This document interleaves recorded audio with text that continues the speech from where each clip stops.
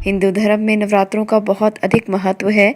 धार्मिक मान्यताओं के अनुसार इस दिन माँ जो है वो कैलाश पर्वत से धरती पर अपने मायके आती हैं।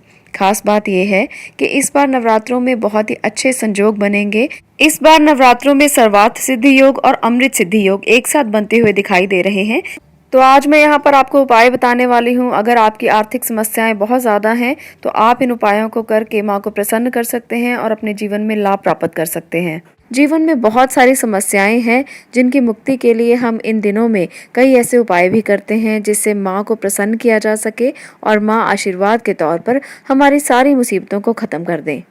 तो बहुत सारे ऐसे उपाय हैं जिनको आप नवरात्रों के शुभ अवसर पर कर सकते हैं जिससे माता को प्रसन्न किया जा सकता है और आपके जीवन से सारी तरह की मुसीबतें दूर की जा सकती हैं।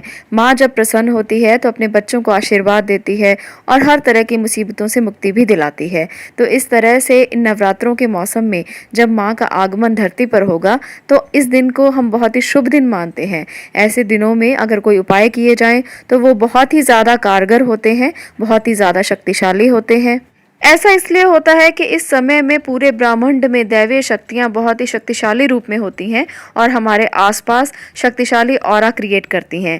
ऐसे समय में अगर उपाय किए जाएं तो वो बहुत ही ज़्यादा लाखों गुना ज़्यादा फल देते हैं। इसलिए इस समय पर बहुत सारे लोग उपाय करते हैं, बहुत सारे लोग इस समय पर कई हवन यज्ञ कराते हैं और इसके साथ साथ दैवीय उपचार भी किए जाते हैं। इस समय पर कई लोग तंत्र बाधाओं से मुक्ति के लिए तंत्र प्रयोग भी करते हैं और ऐसे प्रयोग जो किए जाते हैं वो कहीं ना कहीं किसी ना किसी व्यक्ति पर असर जरूर करते हैं। तो चलिए शारदीय नवरात्रों में ऐसे उपायों की बात करते हैं जो आपके जीवन में बदलाव ला सकते हैं। आज मैं आपसे इन्हीं उपायों के बारे में बात करने वाली हूँ। तो चलिए जानते हैं पहले ऐसे उपाय के बारे में जो 9 दिन तक अगर आप लगातार करते हैं तो आपके जीवन से धन की समस्याएं बिल्कुल दूर हो जाएंगी। अगर आपके पास धन नहीं आता या धन के आने की समस्याएं होती हैं तो ऐसे में आपने क्या करना है, एक श्री यंत्र ले आएं। श्री यंत्र बहुत तरह के मार्केट में आपको मिल जाएंगे। आपने स्फटिक का श्री यंत्र लेना है। आपको इस बात का खास ध्यान रखना है कि जो ये श्री यंत्र है वो स्फटिक का ही हो। ऐसे में कई दुकानदार जो हैं वो कांच के श्री यंत्र को स्फटिक का श्री यंत्र कहकर बेच देते हैं। तो ऐसे में आप लोगों को इस बात का खास ध्यान रखना है। अब आप स्फटिक का श्री यंत्र अपने घर पर ले आएं और उस श्री यंत्र को आप किसी भी खाली कमरे में रख लें। आप उत्तर की तरफ मुख करके बैठ जाएं और उस श्री यंत्र की पूजा अर्चना करें। 9 दिन तक 9 दीपक आपने श्री यंत्र के आगे जलाने हैं और उनकी विधिवत पूजा करनी है। तो इस प्रकार से आपने श्री यंत्र को अपने घर में स्थापित करना है, 9 दिए उसके आगे जलाने हैं और विधिवत रूप से उनका पूजन अर्चन करना है 9 दिन तक लगातार। ऐसा करने से वो श्री यंत्र जो है वो सिद्ध हो जाएगा। ऐसा करने के बाद जो भी पूजा का जो भी मटेरियल होगा, जो भी सामग्री होगी, आप उसे किसी पानी में तैरा दें, किसी नदी में बहा दें और बाकी जो श्री यंत्र रह जाएगा उसे आप अपने पूजा स्थल में रख लें। ऐसा करने से आपके घर में बरकत बनी रहेगी। आपके घर से पैसों की सभी तरह की समस्याएं दूर होंगी, सुख समृद्धि आएगी। श्री यंत्र को स्थापित करने के बाद आपने उसी प्रकार से विधिवत उनकी पूजा हर रोज़ करनी है। ऐसा नहीं है कि नवरात्रों में आपने उनको सिद्ध कर लिया, उनकी पूजा अर्चना कर ली और बाद में उसको ऐसे ही छोड़ दिया। तो ये गलत नियम है। अगर आपने श्री यंत्र को स्थापित किया है, अगर आप उन्हें स्थापित करना चाहते हैं तो विधिवत तरीके से आपको रोज़ाना उनकी पूजा करनी पड़ेगी, तभी आपको लाभ मिलेगा। कई लोग ऐसे होते हैं जो कहते हैं कि हमारे घर में श्री यंत्र है और हमें कोई लाभ नहीं हुआ। वो इसी कारण से है, एक तो वो स्फटिक का ओरिजिनल श्री यंत्र होना चाहिए। अगर ओरिजिनल नहीं होगा तो रिजल्ट उतने अच्छे नहीं आएंगे।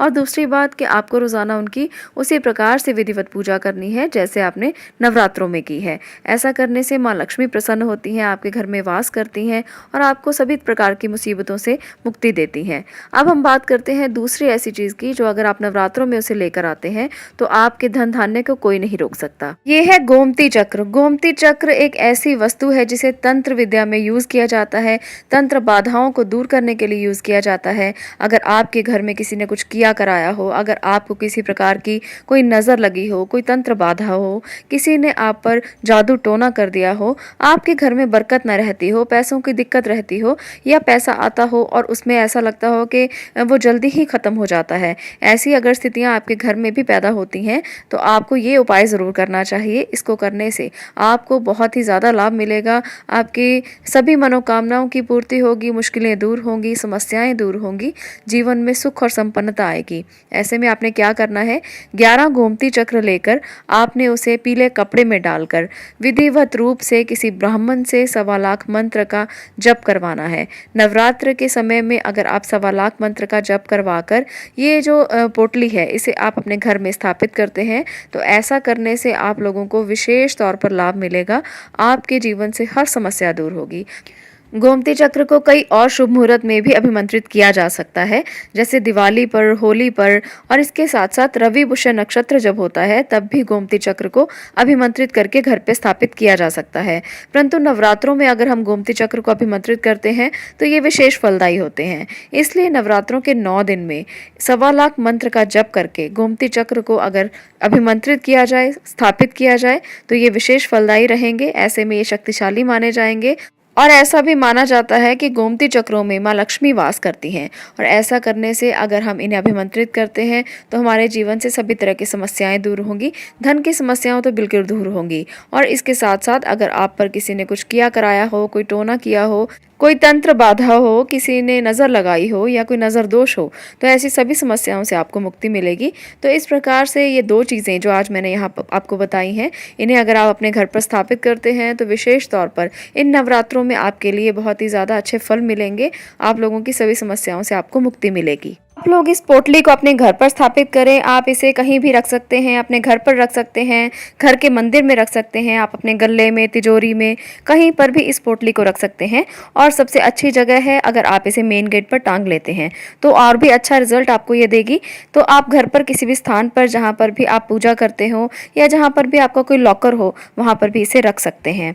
इस पोटली को जब आप घर पर स्थापित करेंगे तो आपने इसको कभी कभी जब भी कोई अच्छा शुभ समय हो, जब भी नवरात्रे हो या दिवाली हो या किसी भी प्रकार का कोई शुभ मुहूर्त हो, इस पोटली को निकाल कर जो यहाँ पर मंत्र मैंने दिया है जिसके द्वारा आपने इसे अभिमंत्रित किया है उस मंत्र को एक माला ज़रूर जपें। ऐसा करने से इसकी शक्ति बरकरार रहेगी, नहीं तो शक्ति धीरे धीरे क्षीण होती चली जाएगी। और अगर आपने इसका प्रयोग नहीं किया, अगर आपने इसे निकाल कर इसको दोबारा मंत्र जप से अभिमंत्रित नहीं किया तो धीरे धीरे इसकी शक्ति बिल्कुल कम हो जाएगी और आपको इसके रिजल्ट भी आने बंद हो जाएंगे।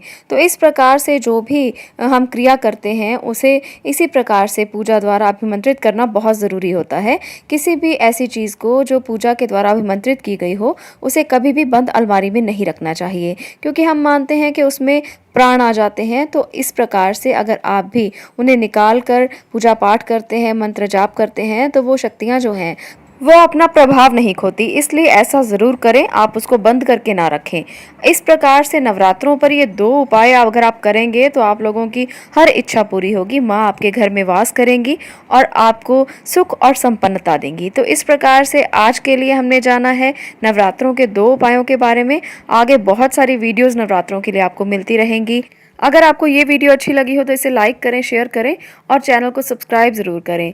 और अपने परिवार के लोगों के साथ और अपने मित्रों के साथ, अपने पड़ोसियों के साथ इस वीडियो को शेयर ज़रूर करें ताकि वो भी जान सकें कि कौन से ऐसे उपाय हैं जो नवरात्रों पर किए जा सकते हैं, ताकि वो भी इनका लाभ प्राप्त कर सकें।